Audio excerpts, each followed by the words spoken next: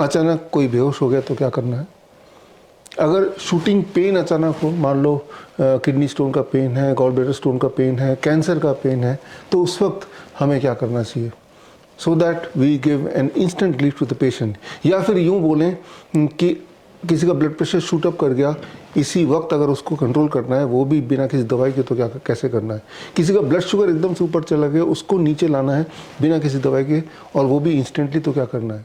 90% से भी अधिक बच्चों का जन्म होता है between 1:30 AM in the night से लेके सुबह के 6:30 बजे तक, जबकि ज़्यादातर हार्ट अटैक, ज़्यादातर कार्डियक अरेस्ट, ज़्यादातर स्ट्रोक का जो टाइमिंग है that is between 6:30 AM to 12 noon. और ये देखा गया है majority of the suicide cases वो रिपोर्ट किए जाते हैं between 12 noon to about 2:30 PM। तो ये मिस्ट्री क्या है, ये मामला क्या है, ये इसके पीछे का साइंस क्या है? इसको थोड़ा और सिंप्लीफाई कर लेते हैं। आप एक्सपीरियंस करेंगे, गौर करेंगे कि अधिकतर स्नीजिंग या रनिंग नोज या स्टफी नोज होता है इन द मॉर्निंग टाइम, जबकि अधिकतर न्यूरोपैथिक पेन मैक्सिमाइज्ड होता है ड्यूरिंग द नाइट टाइम। तो ये टाइम का जो मामला है, इसे अगर समझना हो, the mystery of human chemistry अगर आपको समझना हो, तो आपको समझना पड़ेगा the human circadian rhythm. Human circadian rhythm समझना इसलिए ज़रूरी है बिकॉज ह्यूमन सर्केडियन रिदम को समझकर आप किसी भी बीमारी को ठीक करने की तरफ आगे बढ़ सकते हैं। ह्यूमन सर्केडियन रिदम डिपेंड करता है the time of the sunrise, the position of the moon and the law of gravity. हम इन तीनों फैक्टर से कनेक्टेड हैं और यही तीनों फैक्टर हमारे बॉडी की केमिस्ट्री को काफ़ी हद तक कंट्रोल करते हैं। इन फैक्टर को कंसिडर किए बिना आप किसी भी बीमारी को ठीक नहीं कर सकते, और इन फैक्टरों को कंसिडर करके लगभग हर बीमारी को आप पूरी तरह ठीक कर सकते हैं।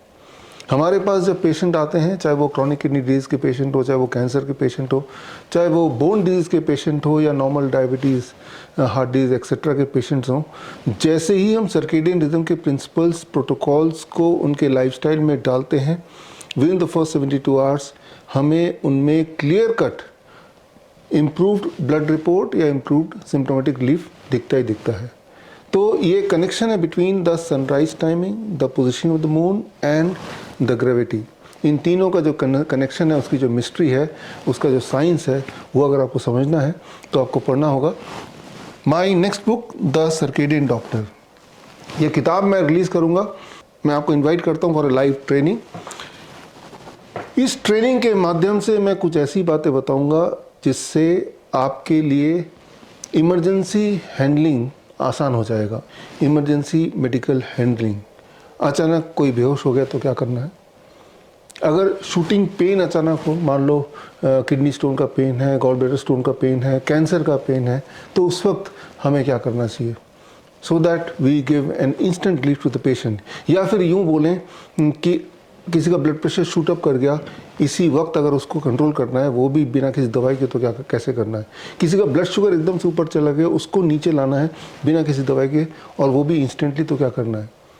इसे बोलते हैं, आप बोल सकते हैं VST, वेजो स्टिमुलेशन थेरेपी। वेजो स्टिमुलेशन मतलब वेजो डायलेशन, यानी कि आपका ब्लड वेसल का डायलेट होना, खुलना। वेजो कंस्ट्रिक्शन, यानी कि आपके ब्लड वेसल का कंस्ट्रिक्ट होना, उसके डायमीटर का छोटा होना। ये दो फैक्टर है, एक तरफ बड़ा होना, एक तरफ छोटा होना। इन फैक्टर को अगर आप कंट्रोल कर पाएँ तो बॉडी के बहुत सारे इमरजेंसीज़ को आप कंट्रोल कर सकते हैं। तो ये ऐसे कुछ टेक्निक्स हैं जो मुझे लगता है कि लाइफ सेविंग टेक्निक्स हैं, जो हर एक को आना चाहिए, हर एक को आना चाहिए। क्योंकि जब भी आपको, भगवान न करे, आपको या आपके आसपास किसी को मेडिकल इमरजेंसी आएगी, तो उस वक्त सिर्फ और सिर्फ आप ही अपने साथ हैं। सो उस वक्त अगर कोई सोचे कि हॉस्पिटल ले जाएं और वहाँ पे इलाज हो, बेहतर यह है कि आप खुद अपना डॉक्टर बने। All the best. जय हिंद।